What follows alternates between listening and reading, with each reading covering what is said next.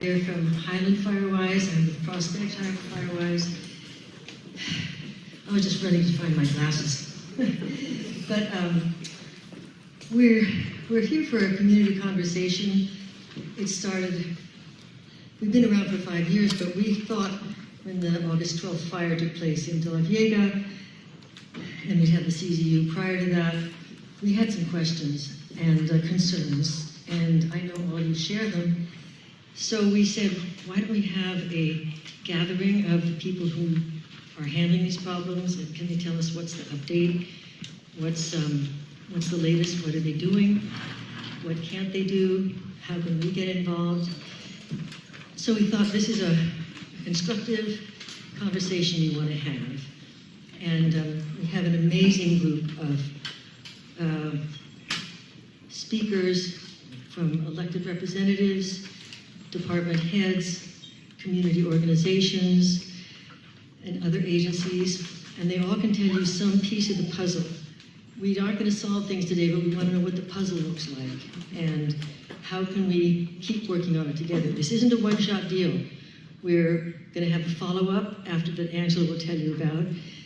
All the questions will be answered in one way or another. We have index cards, and after the presentation by the fire department, we'll pass baskets. You can go over and put your card in the basket, and those questions will be organized. So please listen, see where you fit into the conversation, what's not being taken care of, what you want to say thank you for. Everyone here is working really hard with limited resources and complex problems. Firewise is about fire awareness and education, but these days that means a lot. That means what is evacuation planning? What is vegetation management? What is, how do we deal with unsheltered people who don't have a place to sleep? And we're gonna try and touch on all those subjects. We'll open it up, and then it's up to all of us to kind of continue the conversation. So before I pass this to my wonderful co-planner, Councilmember Shebra Kalantari-Johnson, and thanks to our team member Laura Lee Martin for putting us in touch. She will give you a further introduction, but just a few logistics. Our sign-in sheet is really important for us staying in touch with you and any follow-up that we do after this event to answer your questions. So please do sign in. We have bathrooms over there, and I think that's it. So, but we've divided the format. We can't have everyone speak for the wonderful time they deserve.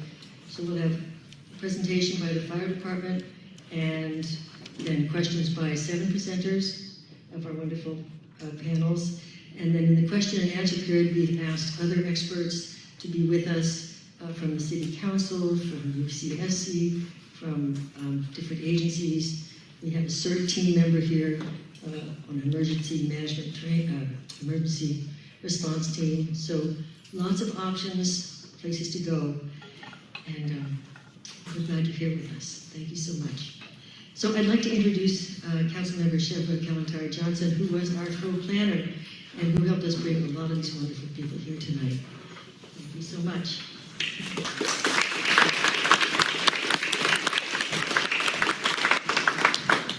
Thank you, Abby. And thank you to Angela and Laura Lee, and all of the Firewise leaders for connecting with me. You know, I have been talking to a lot of community members, and this is one of the things that's on the top of people's minds, is what are we doing around fire prevention and fire response when it comes? What are our lessons learned from what we experienced a couple of years ago in our community? So I was fortunate to connect with these really amazing leaders that have already done so much work in our community. And what we all kind of came to is that this is a bigger conversation. You see a lot of folks here because this is what it takes. It takes all of these individuals, it takes all of you, it takes all of us and beyond to really be able to address this really big concern and challenge in an effective way. And as Abby said, this is hopefully the beginning. We want to build a relationship with each other so that we can continue to have effective responses, and we can continue to prepare. So the theme of tonight is preparation, communication, evacuation. And you'll hear that throughout, and I'm sure you'll all have some questions. So I'll leave it there. I know there's really wonderful presentations, and I'm looking forward to hearing your thoughts and your questions. All right? I'm going to pass it to Supervisor Koenig. Oh, and sorry, I did want to say Councilmember Myers and Vice Mayor Watkins are here with me from the Santa Cruz City Council. So thank you.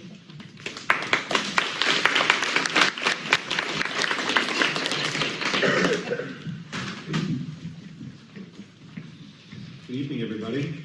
Also want to extend my thanks to Shebra and to Abby and to Laura Lee and everyone on the Firewise organizing committee who put this together. And of course, thank you all of you for coming out tonight. I will say now and say a million times that the best defense and response that our community has against fire is the Firewise program, because it's the only program that can really scale effectively to get everyone involved in addressing the immediate risks around their homes and in their neighborhoods, connected to the resources that are going to be most immediately available to them, your neighbors, and the collective resources you have during an emergency event, and actively reducing risk. And so that's why I was happy to allocate some funds in last year's budget and this year's county budget to the Firewise program so that they could hire the first full-time coordinator. And that money has grown from tens of thousands to hundreds of thousands, and now I think they have over $1 million out in grant applications to continue scaling the program. Of course, we've also seen that program grow from just 9 neighborhoods before the CZU complex fires to now over 36, so 4-fold increase. So that's huge. And collectively, everyone involved in those programs has invested more than $2.5 million in vegetation management in a very short period of time. So that's very significant, and really can put money to work a lot faster than we can through the process of our county applying for state grants and trying to do big projects. That's an important piece too, as we'll talk about though. So after the CZU fires, the big thing that our county did was put together the Office of Response, Recovery, and Resilience. And we did that because we looked at other communities that had faced similar disasters, most notably Sonoma County, after their 2 devastating fires, and this is something that they had done and other communities had done as well. And so the director of that new Office of Response, Recovery, and Resilience, or OR3, is Dave Reed, who's here tonight. And he is also, for some of you may remember, a former 1st District analyst, so he knows the Prospect Heights community well. Now, as I said, most of the money that comes into our community for doing these larger vegetation management projects, and some that are notable, most notably the Summit fuel break, shaded fuel break project that's going in right now. We're in the 2nd phase of that, and there's one more phase to come, and that really creates a fuel break along Summit Road to prevent fire from spreading from Santa Clara County into our county. We also have other big projects underway. We reallocated funding that was for undergrounding power lines in the beach areas to underground power lines in the mountain areas, notably along SoCal San Jose Road. We were also installing 3 new alert wildfire cameras. Those also were up and running during the Delveaga fire here in August and were helpful. We're trying to increase mowing and maintenance along county roads. Also, I have to say I'm really impressed with the vineyard trail here in Delveaga that separates the neighborhood from the park, and I'm looking for ways to replicate the success of that program, which really combined both public access funds as well as vegetation management funds, replicate the success of that into other parts of the 1st District. So really all that work that involves applying for every state grant opportunity we can to bring millions more dollars into our community for vegetation management, that's Dave Reed's wheelhouse, and he'll be able to talk to you more about that later this evening. Of course, the other thing that is on a lot of people's minds, and I know because I hear from you, I have been hearing from you and your neighbors about the growing presence of increased illegal encampments and unmanaged encampments, particularly as we see the benchlands encampment being systematically closed. And it's a huge challenge. I mean, again, we're not going to solve everything here tonight. My office and myself and my analysts, we have really tried to address these consistently, both as they come up, and now, of course, we're seeing more and more. Again, our county has took a similar response to we did to the fire problem and to homelessness in standing up a new department, which is the Housing for Health Department. And we have the director of that department here tonight, Dr. Robert Ratner. Under Dr. Ratner's leadership, throughout the COVID crisis, we stood up more shelter beds than we've ever had in this community before, over 400 beds.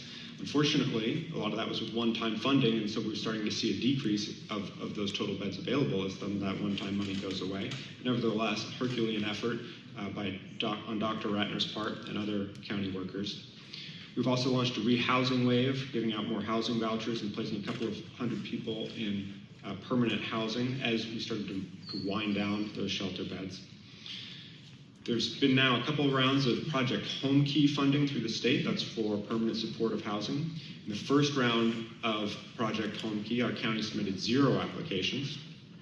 And under the second round, thanks to Dr. Ratner's leadership, we submitted 4, 2 of which were funded. So that's the Park Avenue project, which is 36 new permanent beds, and the Veterans Village project up on Highway 9.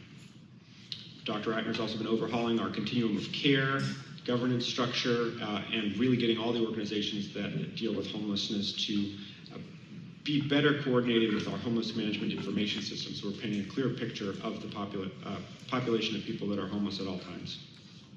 What you'll hear from Dr. Ratner and you'll hear from myself is just the big problem here is there's not enough money, and it's not easy to take people's rights away from them. And that's a big challenge we're seeing as we systematically close that, and this is really the work that's happening in the city, the Benchlands encampment, is while there's not enough beds for everyone who's there, there's also everyone that's there is not taking the beds that are available. And we can't force them to take the open bed. So my time's up. We'll hear more about these topics later from, as I said, the 2 county experts we have here, and I'm happy to answer questions. And next up is, sorry. Thank you, Supervisor. Thank you so much. Yes. Just a few housekeeping things. We did want to introduce our wonderful group here. And also, we do have a Spanish language translator, Laura Caldwell. Raise your hand if you need any questions answered. And we do have a timekeeper back there. I neglected to introduce who's here from the city.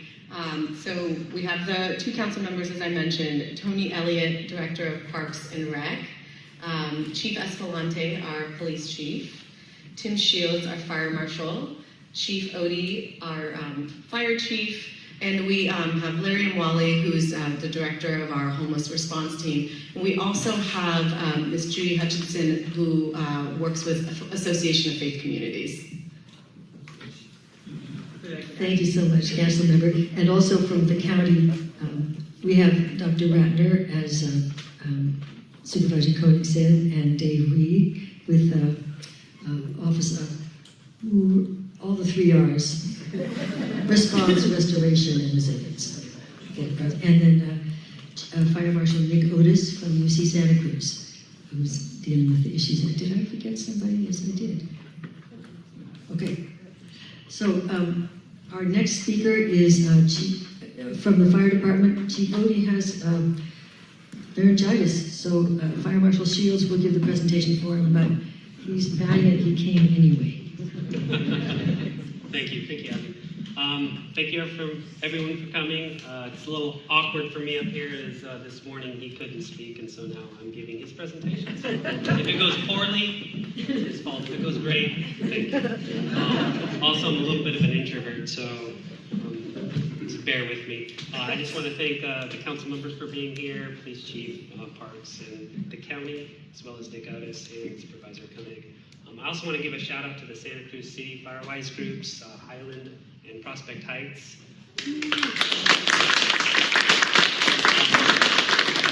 They've done tremendous work in just a short 5 years, and I'd like to point out that the Prospect Heights group was the first recognized group within the county, so that's an amazing thing. So I'll go ahead and get started with my presentation. I'm going to cover a lot of topics. I'm sure there's going to be a lot of questions. If for some reason your question does not get answered and not answered later, feel free to reach out at us to either Chief Odie or I. Will be more than happy to answer your questions at a later time or date. So today, and there will be an exam at the end of this, so take notes. So really what I want to go over today, and I apologize again because this isn't my presentation, so I'm going to be glancing at my notes, is really the looking at the wildfire potential right now, currently in the City of Santa Cruz and County. Some prevention efforts that we've been really tackling recently. Then I really want to go into emergency preparation and evacuation information, which is really on the forefront of everyone's mind. Not only the Delveaga fire that happened a couple weeks ago, but as all we remember, yesterday was the 33rd anniversary of the earthquake, Loma Prieta. And just real quick, a show of hands, how many were here in Santa Cruz for that earthquake? So there was a lot of us here. Bernie and I were seniors in high school at that time. So these are actual photos from the Delveaga fire. This is actually a hotshot crew that got dropped off by that helicopter. The studs are all around who actually went in and were dropped off and fought the fire. Pretty amazing individuals there. So next slide. Yes, yeah, something else because he's my boss. So what we do is we gather a lot of data. We're data gatherers, data analysts, and we receive data from the national. I can never read this. Interagency Fire Center. Interagency Fire Center, I apologize. And so what they do is they compile data, look at fuel moistures, fire weather data, and come out with projected maps in terms of fire danger. So this is from October of 2021. This was last year. You see the red area where we're at a high potential for fire. But we fast forward 1 year and we can see that we are no longer, we're normal. And we've all seen this, and everyone hates me, but this foggy weather, I love it. Every second of it, keep it foggy, keep it wet. So we can see that we're not in the same situation we were last year. We don't know where we're going to be next year because it's a constantly changing climate, and with climate change, who knows? But we constantly get this information, and that's what we base our decisions on in terms of how we operate, things we close, what we don't close. We look at the resiliency efforts that we've done in the last year. So we've treated 13 acres in the upper and lower Pogonip, upper and lower Delveaga Park. Thank you, Supervisor Konip, for pointing out the Vineyard Trail, which we created a shaded fuel break. We were able to get State Coastal Conservancy grant money to do that work. So what we do is create the shaded fuel break, which eliminates ladder fuels that allows it to get up into the canopy of the forest. So that's a very valuable tool for us, which will slow fire progress. We also did Arroyo Seco as well. So there's another canyon that we were able to do another shaded fuel break. We recently secured about $400,000 in federal funding for wildfire resiliency, really looking at purchasing equipment, wildfire risk management, as well as potentially creating a seasonal wildland crew that will actually do the work. So that's something in the future that we'll be collaborating with parks in executing. We were also awarded 2 additional grants this year, one through the Coastal Conservancy again, so this is 2 years in a row we were awarded a grant from them. That one is for $220,000, where we'll be able to purchase equipment and do vegetation management within Pogonip and Arana Gulch, so 2 critical areas.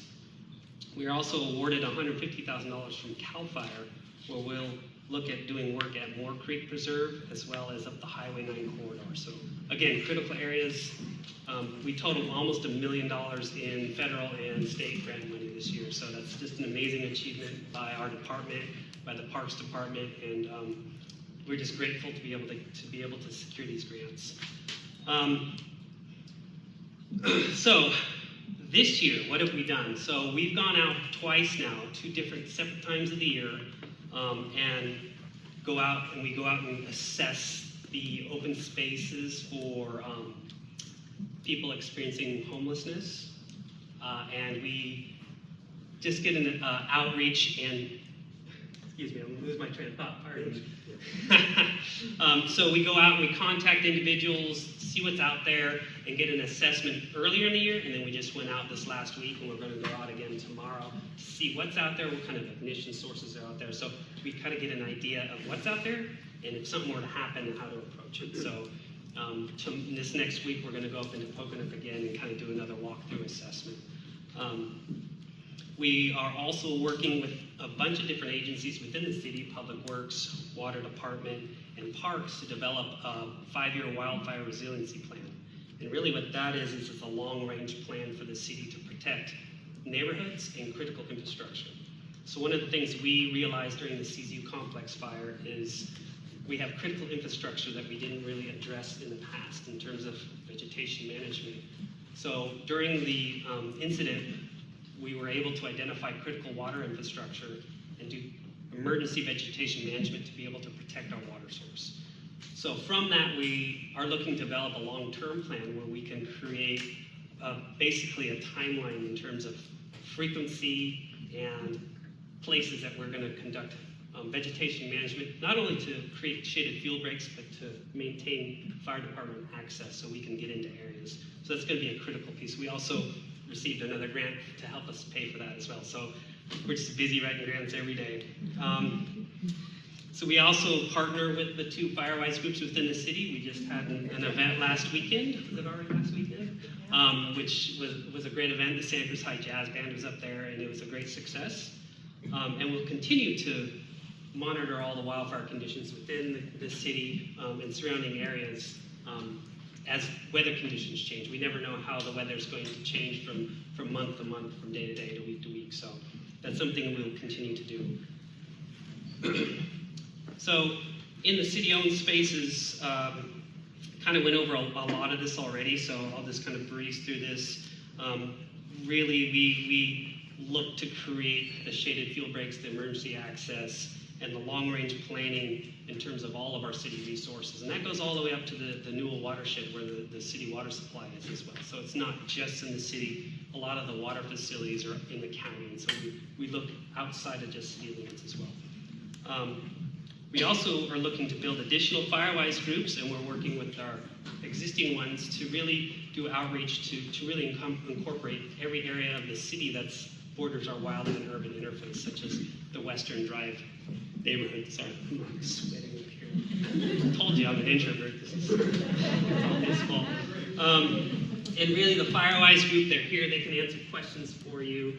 It's a group that really was born out of wildfire wildfire resiliency. And they're volunteer groups. They're sponsored by fire departments. It takes a lot of effort. So if anyone's interested in being part of that, reach out.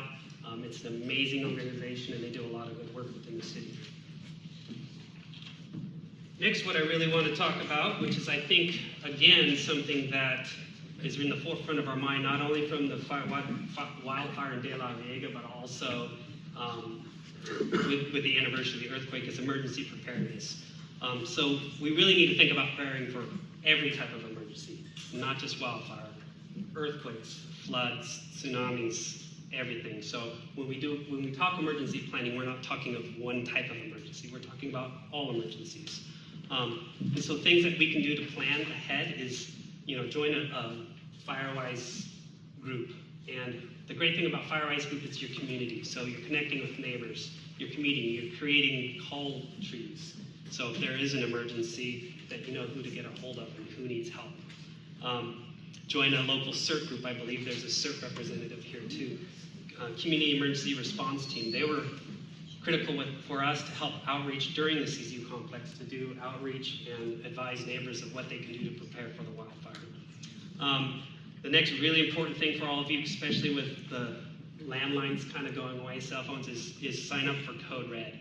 And Code Red is a phone emergency alert system. So if there's an evacuation, Netcom will call you on your phone, whether it be a landline or cell phone, to alert you that there's a shelter in place, if there's evacuation happening. And we're going to talk about that a little bit more as we go into the next topic, is Zone Haven.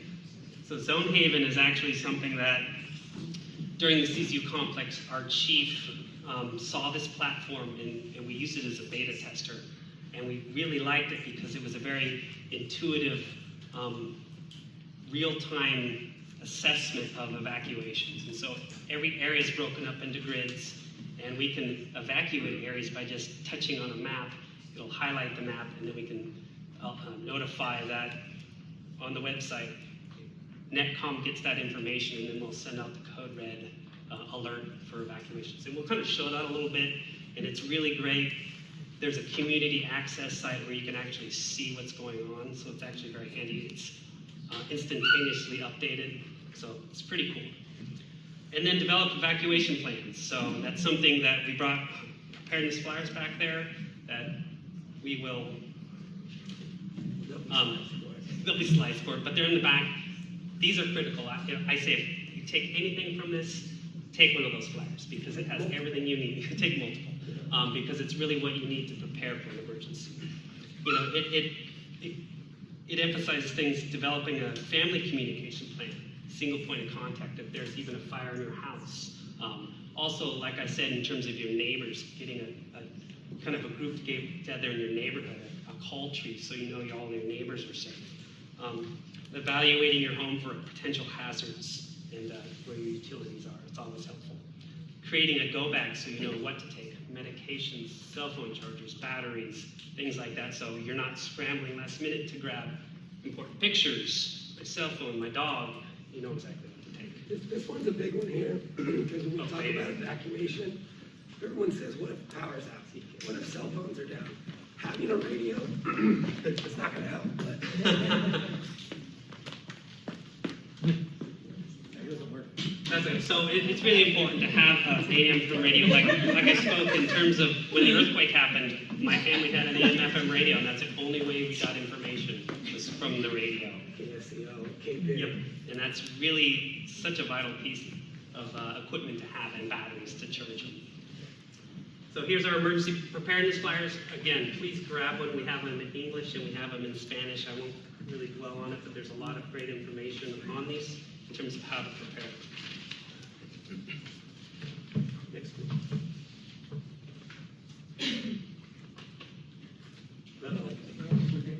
Oh no. Oh, here. So code red. We do have cards back there with the QR code. You can get to the site, sign up for code red. All of you should Please sign up, please. It's critical in terms of how to prepare for an emergency.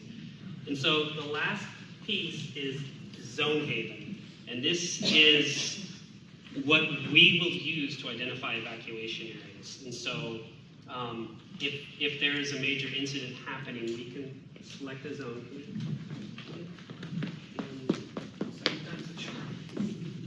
Dangerous technology.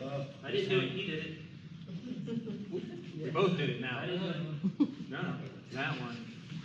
There we go. So this is a public site, and it's community.zonehaven.com. And there is actually code red. There's a link on our website. We're going to be putting a link from our City of Santa Cruz Fire Department website, and it shows the map of the city, and it's broken up into zones, and you can click on the zones. This is our zone right there. Go ahead and click on it. And it'll show specific details in terms of what is happening. Well, if there's an incident, I actually have it up on my iPad. All of our command staff have access to this. That's in their rigs. PD will have access, and I can literally click on a zone. And obviously, connection. And then I can change the status of that zone to say evacuate, shelter in place, or whatever the emergency may be. And let's see if I can do this.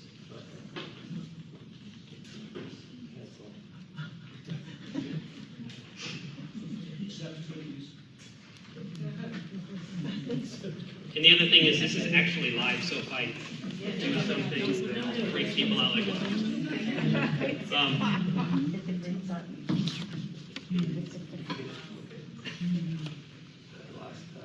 The school address.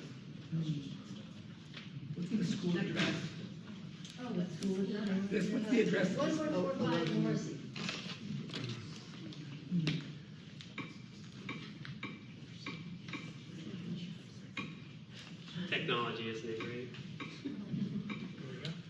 lucky I got through almost all of this, with only making like 6 mistakes.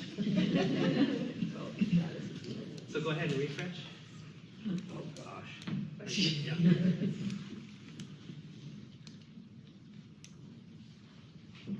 And so I just changed that here. It immediately, so if it's evacuate, it'll immediately come up. You can check that. Netcom gets this. They'll see that this area is zoned for evacuation. They'll start code red to send out immediate notifications for evacuation. We can split zones. We can do multiple zones. We can use this to repopulate as well. So repopulate and click on a zone. So it's such an amazing tool. It's something that we're really getting to know now, and so it'll be implemented over the next year probably.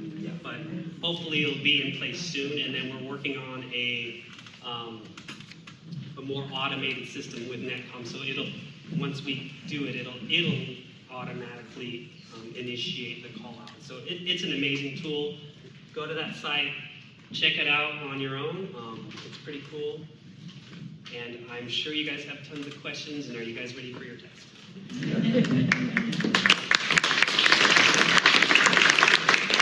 Thank you so much, Fire Marshal Shields, Chief Odie. We really appreciate it.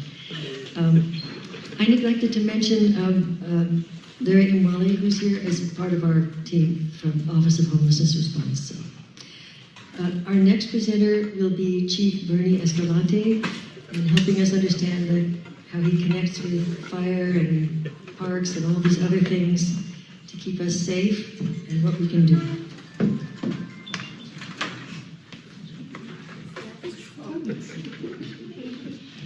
Good evening, everybody. Thanks for coming and having us all here, and hopefully we could provide some good information for you, and certainly available afterwards or you know, by email or by phone to answer any other questions that we don't get to tonight.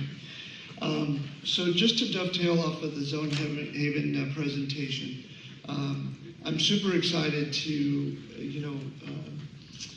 see our organization and the fire department collaborating on this piece of new equipment. We are in the midst of getting all of our staff trained. And you know, with the latest Delveaga fire, I think Chief Odie and I, we've had some great conversations about some of the great things that took place during that event, but also a lot of learning lessons. And you know, these events are, I usually describe them as controlled chaos. There's a lot of emotion from a lot of folks, and we understand that. And so we walked away with a lot of really good lessons that we learned individually as different organizations. But we did a lot of great work that day in working together. And one of the things that came out of that was moving towards this program here to really help us communicate more thoroughly and efficiently with the community and allow the firefighters and the police officers to do, you know, their jobs individually and collectively to keep the community safe. So this program is going to be, I think, a huge improvement for us as a community, and as we continue to get all of our staff trained up on it, I think you'll see the benefits from it, and you really need to take a look at it when you get a chance on the community platform and learn and see some of the things the information that will become available to you. As you know, we're working our way through the benchlands closure, and I know it's one of the hottest topics in our community, and that's encampments and how the encampments cause significant concern related to fires. Things are progressing really well. We've made a lot of progress. I think we're turning the corner towards the finish line. We probably should have that cleared out probably within the next 2 to 3 weeks. But what you are seeing probably are the side effects to that closure.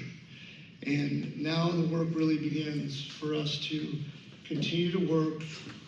We already do a lot of work, but we're going to have a lot of work ahead of us to continue to move forward in identifying the most the most risky locations, especially related to fire, But there's a lot of locations in our community that are being negatively affected by the spillover of the folks that choose not to take the shelter that's offered to them. And we also have a lot of legal challenges that we have to comply with. But I could tell you that there's a lot of work every single day in all departments within the city and departments within the county. I have seen in the last probably 6 to 12 months so much more coordination and collaboration with the county and county resources and how we're working so much more effectively together. I really want to thank the county and commend the county for coming forward and really helping us through some of the challenges in the benchlands. We currently have an encampment team that consists of a member, at least one member from every department within the city. Larry and Wally might touch on it, but he kind of leads that group. It consists of community service officers from my department, police officers from my department, members from the fire department, members from Parks and Rec, members from Public Works, because it's not just going in and telling somebody to leave. There's a legal process that we have to follow. We have to notify them. We have to eventually abate them. We try to direct them to resources. We understand that criminalizing them is not the answer, but ultimately, if that's the way we have to go that direction. But there's a lot of work with the encampment team that's going on, and they meet every single week. And they get information from the CRISP app, they get information from emails that we receive from the community, phone calls from the community, and they sit there and they prioritize how can we best address these issues with the staff and the resources that we have. We certainly can't be at all places at all times, and we really do our best with the resources that we have. And unfortunately, right now, a lot of our resources are deployed into the benchlands. And really, it becomes sometimes us being able to live within our means in our community with the resources that we have. And we just can't get on every single complaint right away, but we do our best. And there's a lot of great work that happens every week on that encampment team. The hope is as the benchlands is cleared, that more resources will be available to start addressing in a more timely manner some of these encampments that pop up. I have to say, I've been with the police department for 27 years now, and this is the first time that I can say with confidence that our community, our city has a plan. It will not resolve itself overnight. I've spent 27 years moving homeless encampments and citing people that are in homeless encampments. And you can see now that doesn't work. It is a tool, but it is not the only tool. And so I'm not quite sure, but Larry might touch on a lot of the infrastructure that is being discussed and in motion, whether it's in the planning department and additional shelters that are being placed. Supervisor Koenig also talked about the efforts that the county's making, which we much appreciate. So there's a lot of progress that has been made, but we've seen this issue evolve, and I've seen it evolve over the last 27 years, and it's not going to be resolved in, overnight or in the 5 minutes that I'm up here. My time is up, but I wanted to wrap up one last thing. It's really important to have a community like this involved. And I ask for you to pay attention at the state level to the legislation that's going on every single day, right in front of our faces, but you don't know about it. There's a lot of significant legislative challenges that bills that are being passed that create a lot of challenges for us as far as the police department and enforcement and consequences and accountability that a lot of people are not aware of. So I ask for you to stay involved and get involved if you're not already, and pay attention to those issues at the state level. Thank you very much, and I'll pass it on.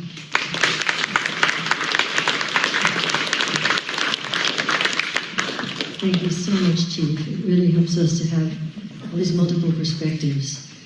I wanted to mention that we have index cards and we have questions. We want you to come with your questions. We'll be passing baskets through the rows, and please put your questions so that we can compile them and ask the rest of our wonderful panel during the question and answer period. This is your important time to give your feedback and help us find solutions. Our next presenter is Larry Mwali, who's the Director of the City Office of Homelessness Response. Thank you so much, Larry.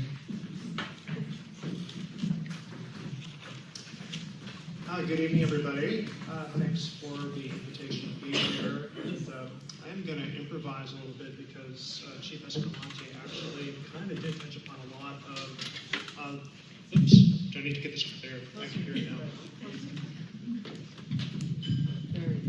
I'm not that much taller than the Chief. Anyway, good evening. Thanks for the invitation to be here. And Chief Escalante did touch upon a number of the elements that I was going to talk about as well, but I'll highlight a couple of different things in the interest of time.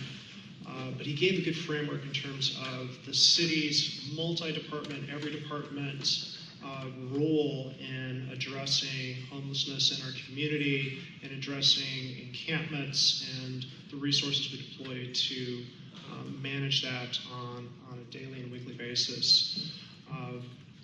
I want to touch upon the shelter programs that we have in Delveaga Park that the city is operating. Then I want to talk about, as part of our 3-year homelessness response action plan, the sort of new capacities that we have coming online and how we're going to work with persons experiencing homelessness encampments in our community. And then part of that is our outreach and working on cleaning up and mitigating encampments, but then the other is working on a continue to expand shelter. The solution to homelessness is housing, and so we're a partner in that process, and this is really, I think, intersects in the new collaboration we have going on with the county to work towards that goal.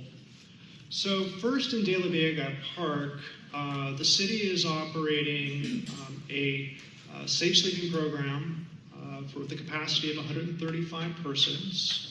Presently, we have just over 100 persons in that program right now. It is operated by the Salvation Army, who's been operating shelter programs up there for over 2 years now continuously. It started as part of COVID. So they continue to be the operator, but now the city is resourcing those programs instead of the county. So we have a 75 tent program on the back lawn of the Armory, which is actually now, it's not lawn, but a gravel base. And then we just recently opened inside the building a 65 tent program inside the Armory building.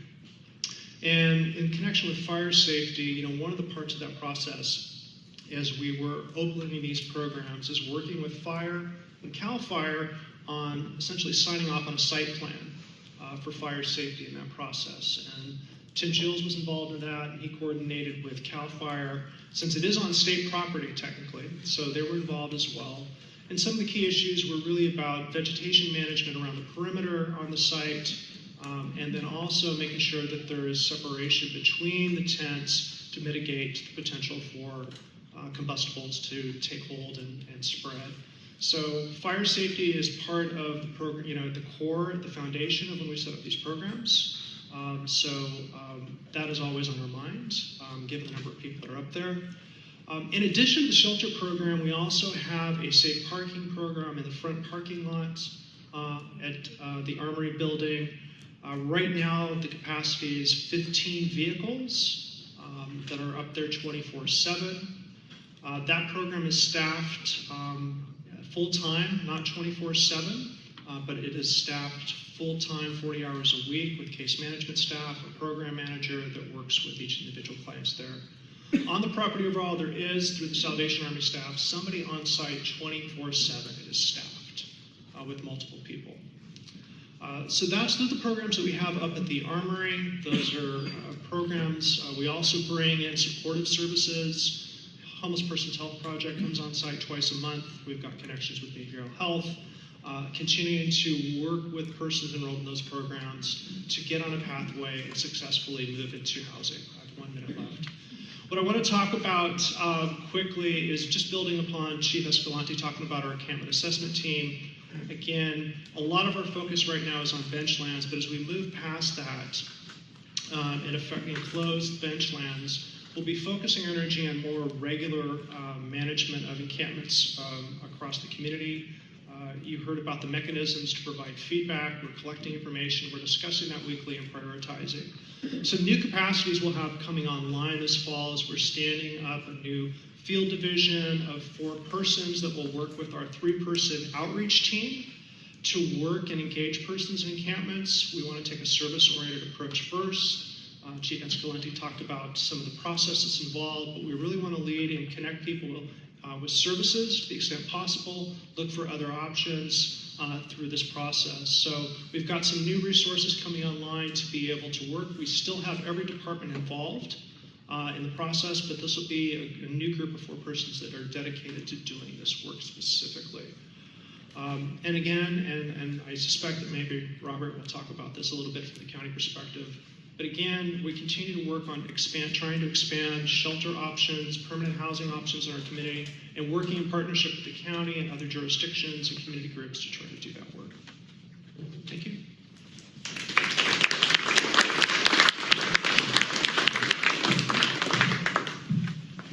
Thank you so much, Mr. Armani. I want to do a little switch in the program now.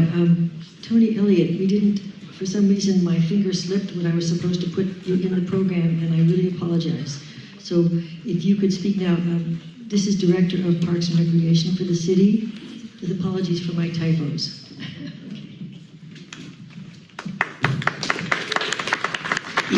Thank you, Abby. I can be long-winded, so I suspect I was cut for time, which is thanks for the opportunity to meet with you all. I'm the Director of Parks and Recreation for the city. My name is Tony Elliott. I'll be very brief here so that we can keep working through the program and make sure to answer questions that you all have and have a good discussion here this evening. So just by way of scope, City Parks and Recreation, we manage, maintain, and operate about 1,700 acres of land in Santa Cruz. So that's 50 park properties, 32 of which are neighborhood parks, but a lot of the acreage there is built into our open spaces. So places like Delveaga, Pogonip, Arana Gulch, Moore Creek, so on and so forth. So we manage a lot of these properties. A lot of what we do, the partnership, is really built with fire and police, as you've heard this evening. So I won't go over those details again, but a lot of the work we do with respect to wildfire mitigation, resiliency, is a lot of what Tim and Chief Odie covered here this evening. So something as simple as mowing can be a deterrent to wildfire. And those shaded fuel breaks that we talked about, that vegetation management, trails maintenance, is all geared toward wildfire prevention. So a very close partnership with fire, with police, with Larry and his team, with the county. We know that there's not a wall around Santa Cruz, so in Parks and Recreation, we really prioritize partnering with our other partner agencies in the area. So state parks, obviously we share borders and nearby parks with state parks. The same is true with county parks. So really collaborative efforts there with state parks and county. A lot of the work we do is also built around partnerships. So just here at Delveaga Park, behind the school, many partners just in this one park. So we've got a golf course operator up here, Tim and Jamie Laustalot, running the business side of the golf course. We've got the Santa Cruz Disc Golf Club, which is a very famous, world-renowned club up there, and they do a lot of maintenance on site. We work with the Santa Cruz Mountain Trail Stewardship. They do virtually 100% of our trail maintenance here in Delveaga and throughout the park system. Many, many other partners in here as well. The Firewise group, we've got Santa Cruz Shakespeare, we've got Santa Cruz Archers, many, many partners. So we are really, in Parks and Recreation, not a siloed shop. It's critical that we partner with PD, with fire, with these community groups, and with neighbors as well. So appreciate this opportunity to connect with you all, and that's really at the core, I think, of our success, that communication that we talked about. On the recreation side of the house, we've got parks and recreation. And the recreation side of the house is how we activate these spaces. So just with parks, if they're just open and not a whole lot of activity happening, we can see some of that negative activity that pops up. And so a lot of what we do is we try to activate these spaces. We try to really make them engaging. We try to really build equity into the services that we provide and the programs that we provide in Parks and Recreation. So an example of that is Grant Park, the neighborhood Grant Park. A few years ago, those neighbors came to us. We had some challenges over at that park, and those neighbors said, close it down. We want you to, the fence was up. They said, close the park down. We said, well, give us a shot to activate it. We brought in a pump track. We engaged the neighbors. There was a Friends of Grant Park that formed, and huge credit and kudos to them. Fast forward 2 years, the park is still open, and the neighbors are concerned for a different reason, and that's that the park is too busy. It's too loud, it's too vibrant, there's too much stuff going on. And so when we activate these spaces, this is the balance of parks and recreation. When we can get groups out hiking, we do a walking adventure group with some of our seniors through the senior center, through the London Nelson Community Center. So the more we can activate these spaces through programming, through sports, the better served we are in using parks for how they're intended to be used. So happy to answer questions. I'll leave it at that, but it's a bit of a snapshot in terms of Parks and Recreation. And again, just appreciate the partnership and engagement with you all as neighbors and community members. So encourage that to keep going. So thank you.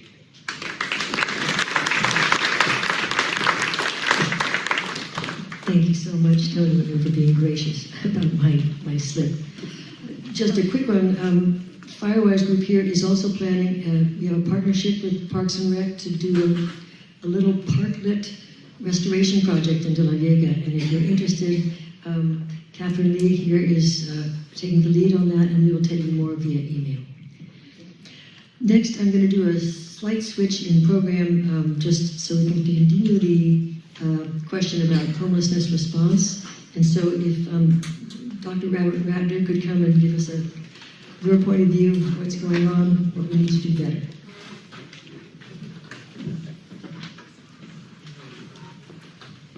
Thank you everyone for the coming out tonight and the invitation to be part of the community conversation. And I have trouble being brief, but I've got a timekeeper back there to keep me in check, and I want to make sure we have time in the agenda to answer questions. So I'm Robert Ratner. I work for the County of Santa Cruz in our Human Services Department. And I've worked here just a little over, actually almost 2 years. So in November of 2020, the county formed a new division in the Human Services Department called the Housing for Health Division. And we were created because the county leadership, some of the folks here today, said the county needs to step up and do more on the issue of housing and homelessness, and decided they needed to embed the effort within a larger county department where there would be additional resources. And I work in human services. We partner heavily with health and community development infrastructure and other members of the county family to work on the issue of homelessness. A few things that we do in our division that I wanted to share with you and give some examples of our partnership with the city. We, like the fire department, go after federal and state grants as much as possible because there's not enough money here locally to address the needs that we have in the community. One example of a grant we worked on with our colleagues in the city is an encampment response proposal. So this was state funding that we worked on a joint application with the city related to the benchlands to bring in some money to add services and funding to help people who've been unhoused get into housing. And we're doing a lot more of that now because I think culture change, both at the county level and the city level. We're really trying to figure out how do we work together.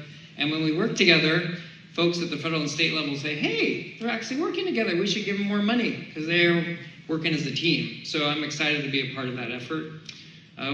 Putting this process of raising funding in context, we have 40 grants that we manage. And this is a reflection of how our society, both at all levels of government, addresses homelessness. We throw money at little ideas and populations, and we do it for a year of this, 2 years of that. And it's our team that tries to figure out, okay, how do we knit this together to actually have a system that is going to last and support people over the long haul? So one of our biggest challenges is figuring out how do we go after money, spread it out over time, and make it really impactful. I think there's been a tendency here and around the state to go after quick fixes to homelessness, and a lot of the other speakers have talked about this problem's been here for 40 to 50 years. I can go on and on about how we got here. I'll mention the four big reasons why I think we're here. But it's going to take thoughtful, planful, consistent effort and partnerships for us to make progress on the issue.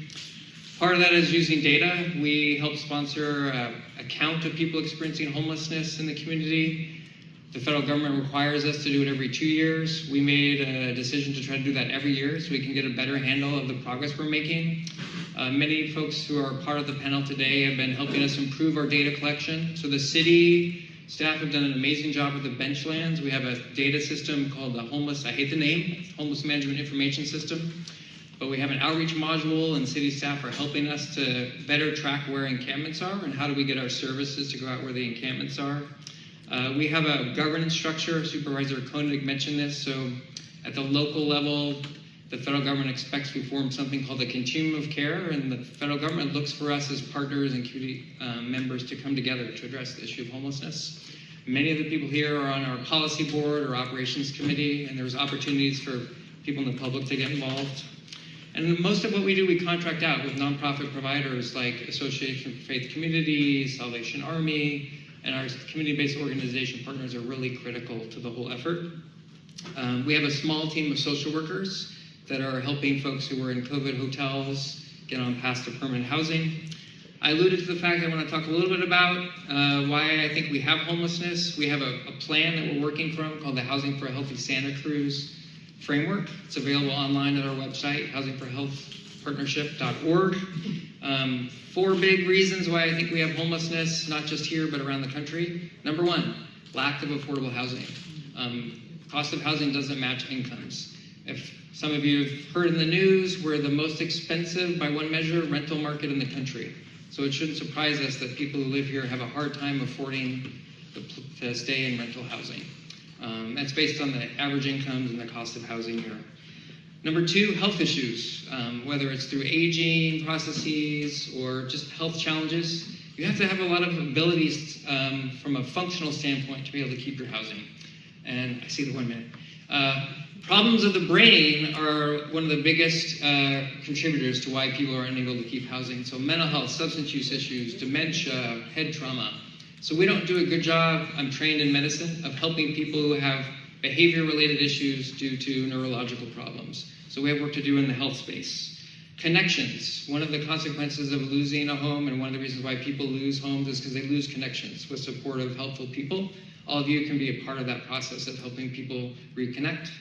The 4th thing I'll say, and probably end with this, because I only have that minute left, is hope. We have to have, at the individual level, for people who are unhoused, you can lose hope that there's a better way of being and living. And I think folks have talked to the fact that people don't always take what's offered to them. If you've been offered something and it didn't work and it didn't work and it didn't work, you start to lose hope. And you often need a program like Healing the Streets. There's a flyer over there with our behavioral health department where they're doing consistent follow-up and outreach to encourage people to regain a sense of hope and purpose. But we also need it collectively. The problem is really challenging, but it didn't used to exist to the degree it does. And there are federal and state and local policies that have contributed to our current situation. So we all have to keep hope that if we work together more effectively, we can make progress on this issue, reduce fire risk, help make sure everyone has a safe and healthy place to live. All right, I'm going to stop.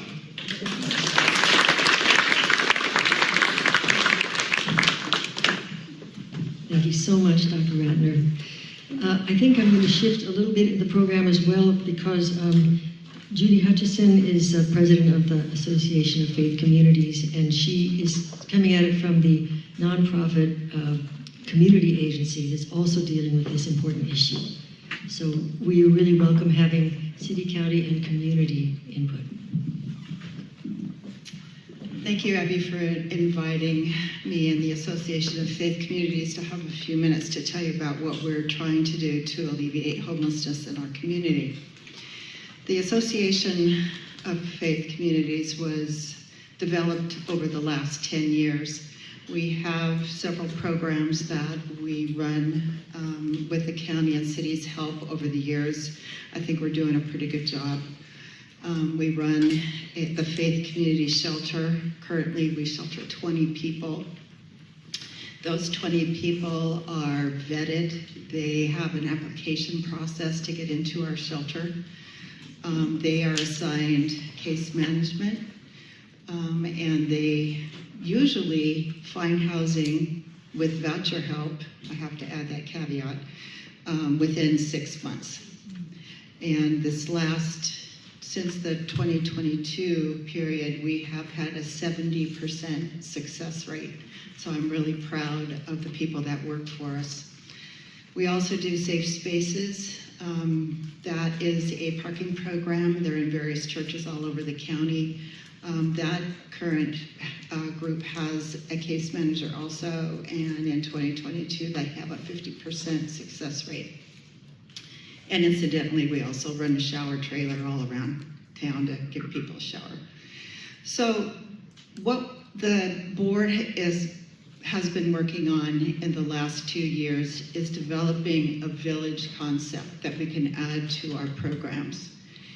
And I call it a village rather than an encampment because everybody thinks benchlands when they think encampment, and that's not what we have in mind at all. What we would like to do is offer a 30 to 40 people encampment village to be placed within neighborhood groups like this one. And what would be a part of this is a fenced, probably, we haven't gotten this far, but probably homes, those little tiny home kind of things. And in addition to that, they would have a community center, would have case management, would have all the same entities and things that we have with our shelter project. Currently, we have one in process with the county. We're very excited about that. And we really want this to be a pilot program so that this concept can be accepted and worked on within Santa Cruz County itself. Have lots of little ones around rather than having this ugly benchland things. So what I'd like to do is propose to you is for this group, this working group, to consider having one in your neighborhood. Believe it or not, we have a site that has been accepted by the owner to do this, but we can't do it that way. We have to have neighborhood approval to do anything like this. Thank you for your time.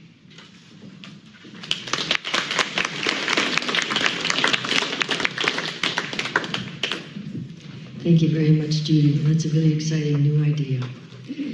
We will finish this section, the presenter section, with a presentation by Dave Reed, director of 3Rs, the famous Office of Response, Recovery, and Resilience. Please complete any questions you have, because we will have the question period afterward. Thank you. Thanks, Abby. In the interest of time, I'm going to keep this really brief. I'm going to just give you a few pieces of information across all three of those R's. So as the director of the Office of Response, Recovery, and Resilience, my role is the emergency manager for the county, supporting the operational areas and engaging with all of our community partners. But in terms of the 3 R's, the things that I want you to take home tonight, the first one under the response. In addition to the great communication information that was shared by the chief, fire chief, and the fire marshal around Code Red and Zone Haven, they also mentioned the radio. So one of the other things that we're doing to add as another communication tool is the NOAA weather radio system. And those NOAA weather radios, we will be able to use those to broadcast, particularly during outages. So if there's a public safety power shutoff or other circumstances where power is out for a prolonged period of time, we're going to use those NOAA weather radios as another communication tool for you. So I want to recommend for folks that don't have one of those, they can also dual purpose and listen to traditional FM and AM radio stations, but also they will receive those NOAA weather alerts. So we're going to be using those. So that's under the response side. On the recovery side, I want to share with you that from the fire recovery standpoint for CZU, the 900 plus homes and community members that lost their homes were chronically underinsured.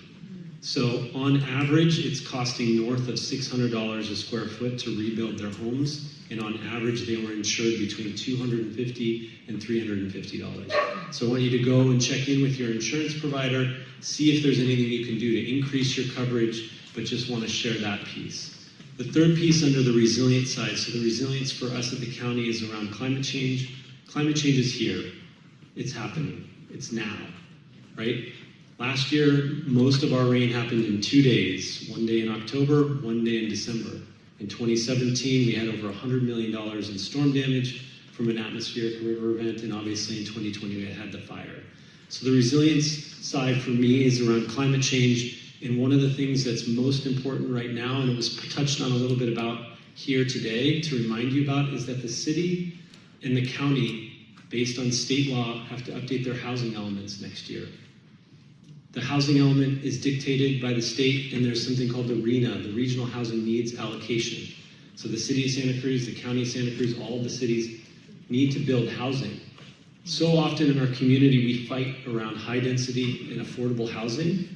And high density affordable housing in our urban environment that is all electric is probably the single greatest tool we have to combat climate change, because over 60% of our greenhouse gas emissions is from single occupancy personal vehicles. So the more we can do to create communities that are walkable, bikeable, safe routes to schools, all of those things will help us combat climate change. So as we enter that process, that housing element process at the county and the city, I encourage you to think of that through the lens of climate change and to encourage those efforts to concentrate our affordable housing along transit corridors in our downtown core in the city. And those efforts, rather than fighting around the housing element or the housing update or how much density should be there, think about the effects of climate change that are going on now. And I want to encourage you to support those efforts that the city and the county will be undertaking. So with that, the last thing I will say is that there was a lot of talk about grants. And I always try and take a moment, and as Supervisor Koenig mentioned, I used to be in the supervisor's office. I want to remind people why we need grants. And the important thing about grants for us is that the structural inequities that were created in 1978 with Measure J meant that the state takes 84 cents of every property tax dollar you pay. So the city of Santa Cruz, the county of Santa Cruz, we are working with a fraction of the property tax dollars that you pay to provide all of the critical services that you heard about here tonight. So we need the state and federal dollars to supplement because of that structural inequity. So it's not that we don't want to do the most we can with the property tax dollars you pay, but so often community members say, I pay my tax dollars, why aren't you doing more around homelessness? Why aren't you doing more around fire resilience? Why aren't you doing more around climate change? And it's because of that structural inequity from 1978. So I just want to remind you that we're trying to get as many grant dollars in because we need to do more work. We recognize that, and we need your support in that. So I'll stop there. Thank you.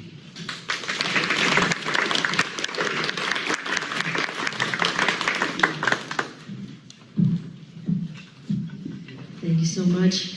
We've heard 8 presentations from our wonderful group of presenters, and I really thank each one of you for time and overview. And now we have some time for questions, and I'm hoping we'll be able to ask our city council members and UC Fire Marshal Otis and those others who were not speaking as presenters to respond. So Adam Bender will be moderating the questions, and we have some from all from your audience.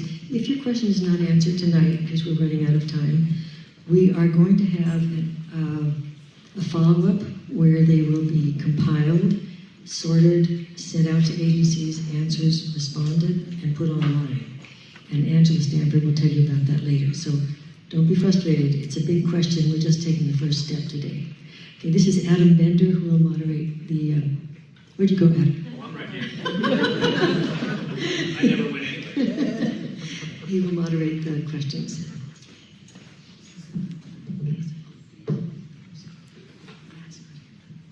Hi, everybody. I'm Adam. Those of you sitting behind tables, you're now in the hot seat. We have a lot of you. We have some good questions. So I know you're all very good at talking, but let's try to keep it concise so we can hear from multiple parties. We have a mic that's going to get passed around, so when you feel like you want to respond to something, just raise your hand and Dagmar will run the mic over to you and you can have your chance to say it. All right. Let's see. We're supposed to have about 30 minutes for questions, but we might go a little long. We'll see how this goes. Oh, sure. I should mention that. I'm from the Highland Firewise group, not the Prospect group. We're the goat people. So if you knew about the goats that came into town last year to clean up the Evergreen cemetery, that was us. That's our thing. If you want to know about goats, I can tell you a lot, unfortunately. All right, first question. What's the plan for evacuating the people at the armory, tents, and oversized vehicles in case of a fire? What's the plan for evacuating people at the armory, tents, and oversized vehicles in case of a fire? And please, if you would, just introduce yourself one more time in case people missed you when you were speaking originally. Robert, are you ready to take this? I saved them for this question. For example, let me give people space. During Delveaga, I was in contact with the armory staff and city staff that were on site, utilizing the intel that we had at the command post to shelter in place. Now, the same type of information that we would provide on Zone Haven, shelter in place, evacuate, whether it's an order or a recommendation or a warning. In the case of, I've got a lot of questions about the RVs. This goes for residents as well as the unhoused. We don't need RVs unless that's your plan to clog up roads, because not only does it prevent you all from getting out, it prevents us from getting in. One question we had with a group on North Rodeo Gulch was they had 300 homes, but the organizer said, we have 600 cars going out. I said, time out. That's way too many vehicles. Your plan needs to be a lot more refined and efficient. We don't need to take every car that we own. So we're going to apply that same principle to the armory. Does that answer it?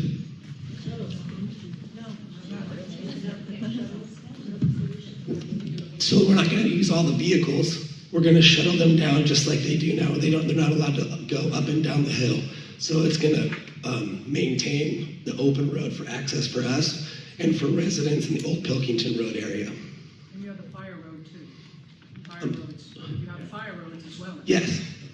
But for the Delveaga fire, our primary access was Upper Park Road and the helicopters.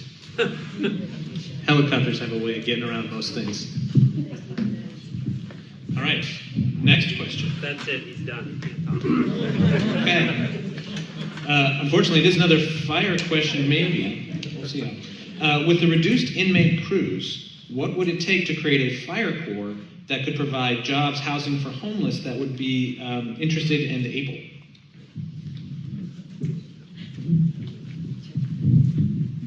Okay, so part of the federal funding we received is really, some of it will be seed money to actually create a jobs program.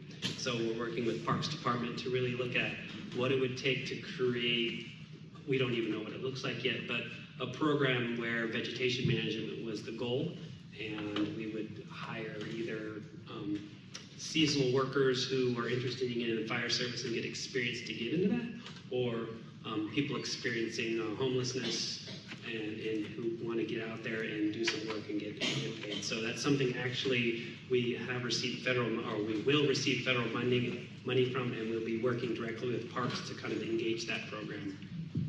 That's how much of that money? So we were awarded $400,000, and like I said, it's seed money. Some of that money will be used for equipment. We're looking at getting a smaller, like a type, they're called Type 6, Type 7 pickup with water on it. We'll use it to tow a chipper that we got grant money for, to be able to get around, and if there's like a little grass fire, we can use that vehicle. But Santa Clara has a similar program right now where it's actually typed. So that means if there's an incident anywhere in the state, they can get activated and go out and actually work an actual wildfire event. We probably won't get there, but it's in the initiating stages, so we don't quite have all the answers yet, but that's something that's on our books. We're very excited about it, by the way. Thank you, Tim. Who wanted to ask it? Oh, over there. Okay, Dave. Real quick, there's a distinction with merit that I just want to make a point of. So the crews that the fire marshal is talking about is for hazardous fuel reduction versus wildland fire crews And so that training is much more involved and unlikely that those types of crews would be developed out of like local citizens. I know that the community of Bonnie Doon would like to see that. But once you have that training, you need to have a battalion chief or a chief in charge of that group. So I know that there's been a lot of community conversation about we want to become firefighters and fight the fire when it's here. And there's a distinction that's important, that the crew that he's talking about is really about reducing that hazard, which is critical and important. So I just wanted to make that distinction, that it's much more difficult to get to that other side, the wildland fires fighting crew side. Thank you. Anyone else? Okay. All right. Next question, one near and dear to my heart. So the question was written, Prospect Heights has many evacuation bottlenecks, especially Brookwood and Prospect Heights. This is also true on the Highland side of the world. We don't have a lot of ways to get down. We also have a very large university just above us. So what can be done to increase egress access in the case of an emergency? I'll take answers for either side, Prospect Heights or the university side. Either one's good. Nick, have something to say about that? Hi everybody, Nick Otis with UC Santa Cruz. We just recently updated our campus-wide evacuation planning and processes for such an evacuation. One of the things that's really important to know is that during a large-scale evacuation is that the campus population would have a very significant impact on some of the other evacuation centers. So some of the thought process of our campus evacuation is that we would have dedicated evacuation zones that are independent of the city and county-wide evacuation zones. And what we'd be doing is we'd be planning and shuttling people off campus to these evacuation zones that would essentially serve as distribution centers so we could get people on the other side of the hill and then find housing and lodging for our students outside of county limits to decrease the impact that could be happening within the campus. And those evacuation zones are identified with some of our other unique properties that fall under my jurisdiction. So that's like 2300 Delaware, that's our coastal side campus, and then a couple other locations such as that. So that's one of the things that's put in a lot of thought for our planning. Excuse me, could you answer the question about Prospect Heights? Yeah. The question about Prospect Heights. Tim, you're... So I'll touch on a little bit of that, and I'll have Chief Escalante kind of finish it off. So because the actual function of the evacuation is handled by law enforcement or fire, but again, I want to talk about Zone Haven, and I really should have bought stock of the company because anyway, so one of the things that like I showed you before, we can phase evacuations out. So it's not we're dumping entire neighborhoods out at the same time. So when like CZU was coming, it wasn't an immediate everyone needs to go. We have phased the evacuation. We can split zones, so we're not creating the bottlenecks. The other thing we can do in Zone Haven is create evacuation routes, and we're going to be working on that with the county. We're going to be working on that with the PD in terms of creating the evacuation routes and evacuation centers. So they'll be identified on Zone Haven specifically. And I'll turn it over to Chief Escalante to talk about actual evacuations. Well, he kind of covered it, but a lot of it is going to be, predetermined in Zone Haven, where you'll see the options depending on the circumstances. And a lot of those options are for us to pick depending on exactly where the fire is, what the conditions are, and which way it's moving. So it really is a team effort of working off of Zone Haven side by side, them communicating with us and sort of directing which neighborhoods we should touch first to prevent the bottleneck issue. But again, a lot of it comes down to your pre-planning of what you're going to take. You're not going to take all 3 vehicles. You're going to take your entire house. You have to be a little more efficient than that to help us out. All right. So this next question I'm going to point directly at our friends from the city.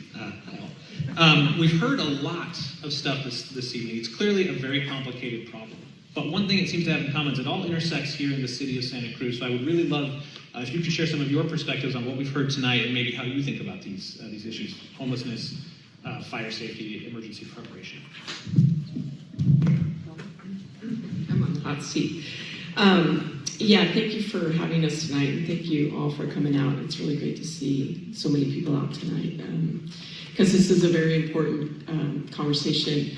And I just do want to remind everybody that the CZU complex fire started with that very beautiful but very, very damaging lightning storm. And so we also need to realize that nature is working against us, whether it's climate change, extreme heat events like we had, at the end of, during the Labor Day weekend. So we're faced with a variety of different factors, and I think that's the hard part about figuring out what to do and what to put our limited resources into. And so, in our seats, we're trying to work with very capable departments, people who really are excelling in the work that they're doing in a very difficult environment, in a very small town with not a lot of revenue sources. And so with really problems that are usually faced in much larger cities. And so I think what we've done is to try to break down programmatically and begin action and evaluation of whether that action is actually working. And that's the work we're starting with, is homelessness, which includes ordinances and other ways that we're looking at that specific policy question, but also the action that we can take as a city. But that has to be done in an evaluative process constantly. Are we finding populations that are agreeing to take shelter? Why not? Understanding the population and really getting the data that helps us really understand people who are here, what are they faced with, all of those things. If we don't have that, which we've never really collected before, we just kept moving people around. That is systematically the way that we're now starting to do this work. And that's really we really started that just a year ago. So we're into a much more diagnostically, focused way to deal with some of these problems. And then, I think that there's enormous, and I worked with my colleagues last year, we passed a green jobs resolution in the city because there's enormous potential for, our kids, a lot of the families that live here to actually maintain the landscape around Santa Cruz County. 50% of the land in Santa Cruz County is actually open space.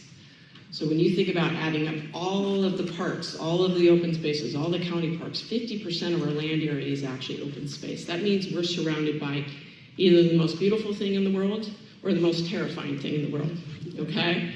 So it's very hard for a small county like us to really acknowledge that we have immense amounts of land that are preserved forever because of the biotic and ecological resources. But we, as stewards of this particular county, have to start acknowledging that. Those places do not stay safe on their own. They are enormously expensive to manage. But we have great opportunity. We have an amazing university. We have an amazing community college. We could build one of the first communities that takes environmental stewardship to a whole different level, providing jobs, providing opportunities, maybe even training people out of homelessness.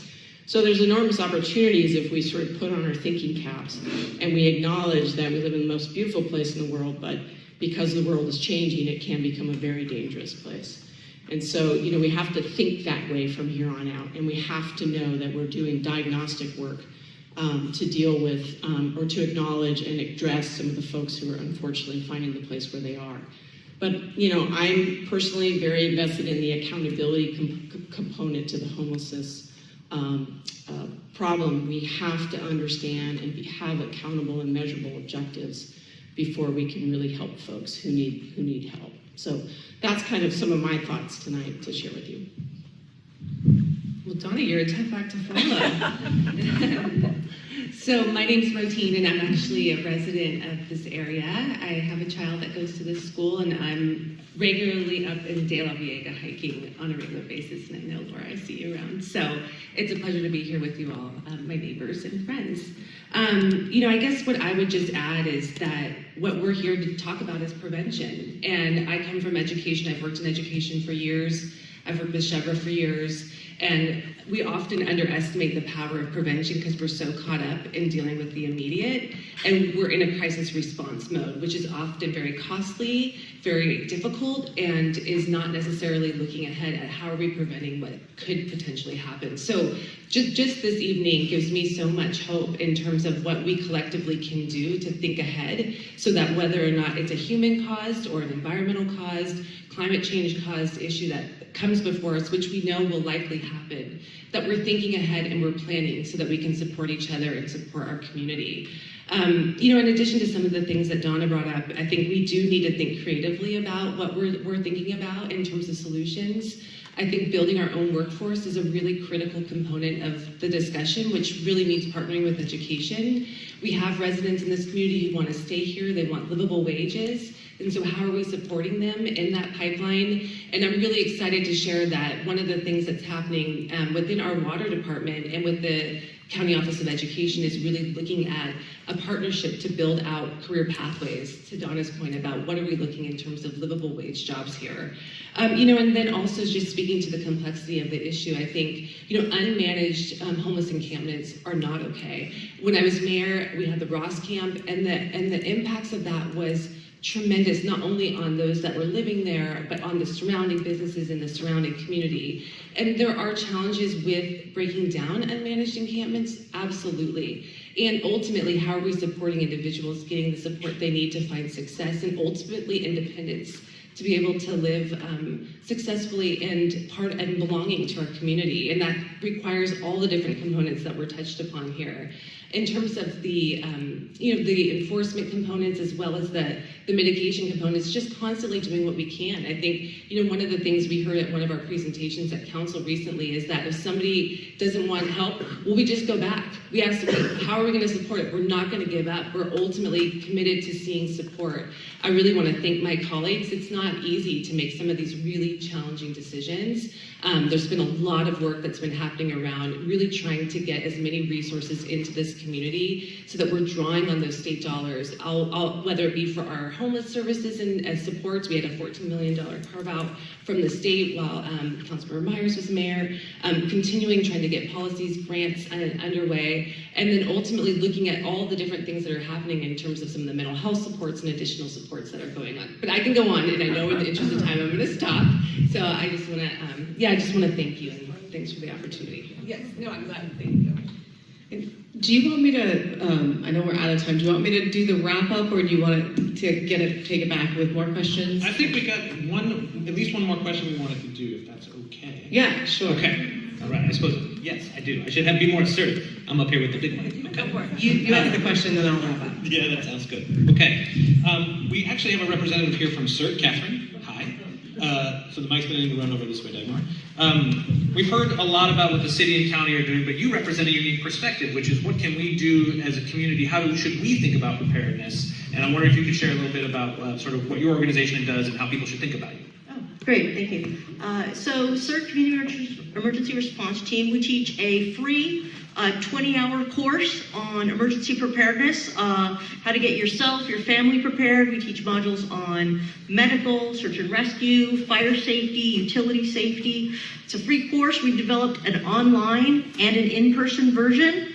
We're currently teaching a class, I think it's at Ben Lomond, starts on Thursday. I have some business cards over here. So you can get the information, help your families, help your neighborhoods. We have another program that's called Map Your Neighborhood, which is specific to what you're speaking about now, about personal preparedness, evacuation, how to utilize the resources in your community to help each other.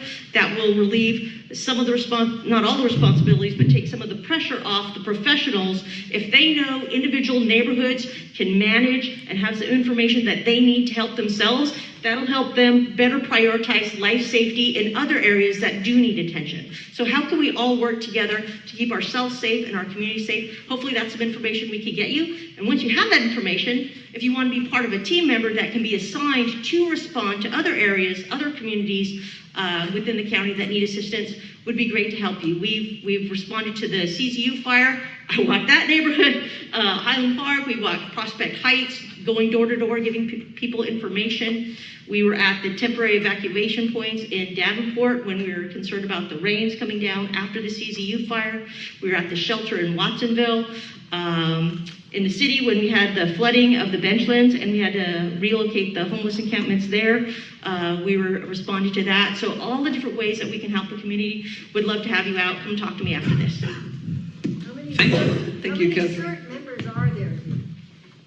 Hey, all right. Ooh, we could use more CERT members. All right.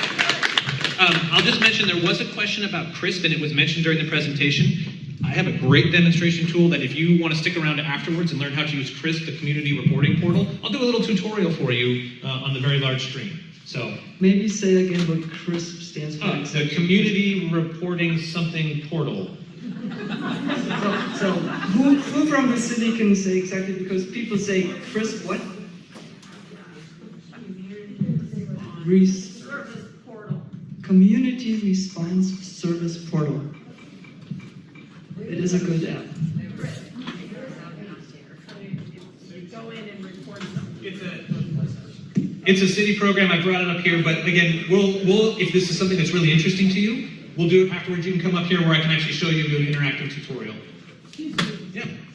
I came to a Firewise Townhall meeting, but it seems we're dancing around the issue here in Prospect Heights. Who started the fire? What started the fire in Delveaga? If it's homeless people, what are we going to do about it? I mean, I really don't know, but what happened? That's what we'd like to know. What I read in a sentence. Well, thank you. That's one reason we had question cards, so write it on a question card. And we do have follow-up for you. We do have follow-up afterwards, so we'll talk to you afterwards.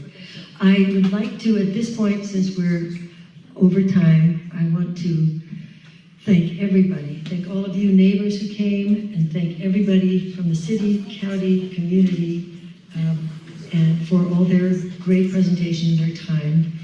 We have Councilmember Kalantari Johnson is going to make some comments, and then our Highland partner, Angela Stanford, will close for us with a call to action and some solutions. I mean, some positive ideas.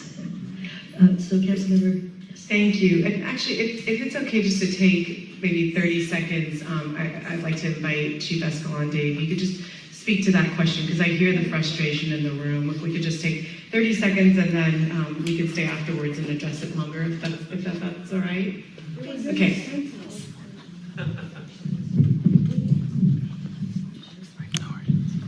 So, the fire in Delveaga, we believe it was human caused, and we believe it was accidental.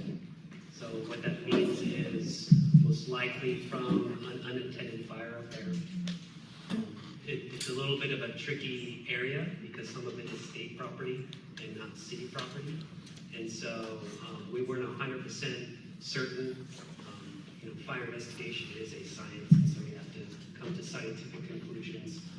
Unfortunately, we had to go undetermined on that, but we do believe it was human caused and we do believe it was accidental. So when you say it's state property, does that mean it's at the armory? No. Okay, so it's not at the armory, it was Correct. in the park. Correct. But there is state property up there. That's not on the armory side. But it wasn't there, it was in the city park. No. It started on state property. If you go on to GIS map, you can see where the state property is within the Delveaga Park area. Thank you. Yeah. And you left out the part about it being sparked and a nearby homeless encampment. Sparked? Yeah, that's your exact words. I don't believe I told the reporter sparked. Well, it says It ignited. Points to what suspected to be an accidental human-caused blaze that was sparked in a nearby homeless encampment. Santa Cruz Fire Acting Division Chief Fire Marshal Tim Shields said Thursday. Okay. Well, sparked, I didn't use that word.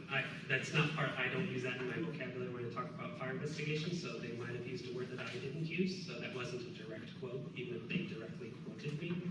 So as I said, it was ignited probably within a homeless encampment.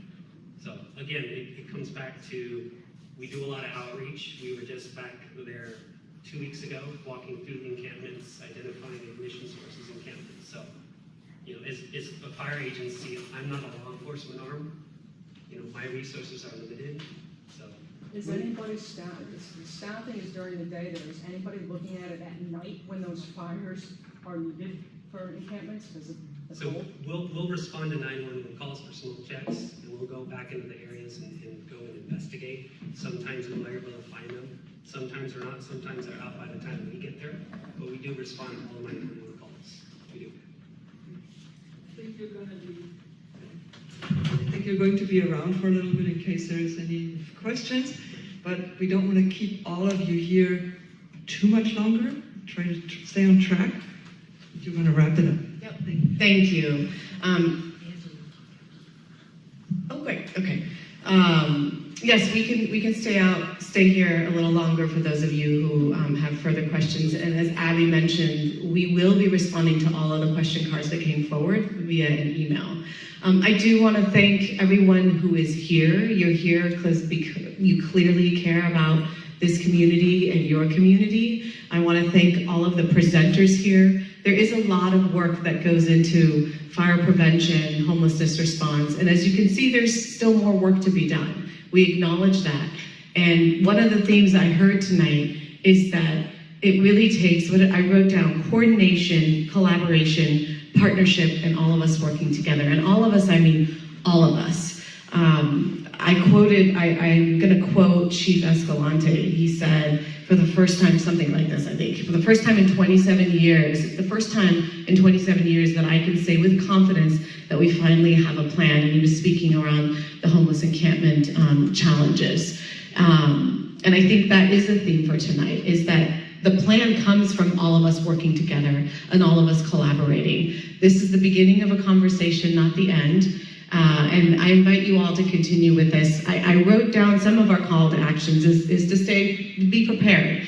We had a whole slide of it. I'll try to synthesize: home hardening, knowing your insurance, having go bags, knowing your zone haven, developing a family communication plan, evaluating your home for hazards, and then staying connected. Creating or joining Firewise groups if you haven't already, creating or joining, having a certification. And then staying connected with all of us, your elected officials. I think Supervisor Koenig is still here. Is he? Yes. Staying connected with your elected officials and communicating your concerns with us. And asking us to be responsive. Asking me, I'll speak to for myself, asking me to be responsive. And a homeless camp on the west side of town? I can talk to you directly right after this. It will take all of us. It will take all of us to address the very, very big challenges we have in our community. And I hope that you stay engaged as you did tonight. So thank you all for being here. And I'm going to pass it to Angela.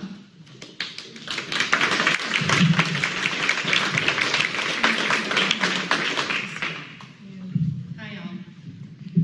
So I had this thing written, and I wanted to see how tonight went. And I first off want to say I am so impressed with the engagement that we had from the panel. One of the things that our community keeps saying to us specifically is that they don't feel like they have all the information they need to feel safe, to feel comfortable, to feel relaxed, to feel knowledgeable, to know how to help. The thing is if we're not willing to listen, we're never going to have that answer. The important part of what Firewise is trying to do is create community again. If we're not looking out for our neighbor, if we're not hearing voices, if we're not understanding concerns, but listening with an open mind, then we're not going to move forward. And I think that's the most important part of what we're trying to engage today, is moving forward, learning from our mistakes in the past, being open to how we can change those things, and understanding where we need improvement, but what we're doing right too. Because a lot of the time we just hear, well, we didn't do this and we didn't do that. But there's a lot of hard work and smart people and really engaged and passionate folks that are doing a lot to try to make this city better and feel like a community. When we yell and scream, we're frustrated, absolutely. But we have to remember that there are people who are tired and working on the other side too. We're not the only ones that are afraid and worried, staying up at night. So I want to relay to you that there has to be a sense of compassion when we're working with our neighborhood. And the focus of this meeting today was to do that, to bring people. Look, there's a table separating the audience from the speakers, but that's it. They live in our community. They're part of who we are too. And they're working very hard to try to do better things. And all of us are human. We don't get everything right. And that's okay. As long as we're willing to look back and see how we can improve. And that's what I want you to take home tonight. So our call to action is to improve communication. That's our focus, that's our goal, that's the reason that Abby and I wanted to put this together. We want to feel like you're involved again. I hear a lot of comments, well, is the CRISPR tool working? Yes, it is. But there's limited staff for multiple reasons. Volunteers can help this. We're always asking for volunteers for the Firewise community. Sometimes we get great response, sometimes we don't. If you want to feel empowered, get involved. Help your community. Reach out. Ask for what you can do with programs, how you can support people in office that are listening to you. And also, be kind. Be understanding, be compassionate, and be prepared. It's as simple as going to your neighbor and making sure that they can make it out in an evacuation. It's very easy and very hard all at the same time. But so is life. So please, please, please, thank yourselves, thank your community around you for being here, being involved. I mean, showing up is just a huge step. I am so grateful that every single one of these people in this room, including over there, are here, supporting each other. And I just want to continue doing that. So, HighlandFirewise.org. That is where we will have the rest of the questions and the answers. A lot of the questions were repeats. A lot of the questions were a very involved answer. And I didn't want to take that away from anyone. I want you to feel heard. So we will have those sent off to the offices for people who can answer it, and then we will post them alongside the video of tonight's meeting on our website. If you feel you have other questions, please email us. We want to be that direct line, that go-between that brings community, volunteers, programs, officials, members, everyone together. Creating a better way of communication is the key to this. So thank you very much for being here tonight. I really appreciate all of you. Thank you, Angela Stanford from Highland. Thank you to all our presenters and all our audience. And this has been a first. Let's see what happens next. We all need your help. Good night, and thank you.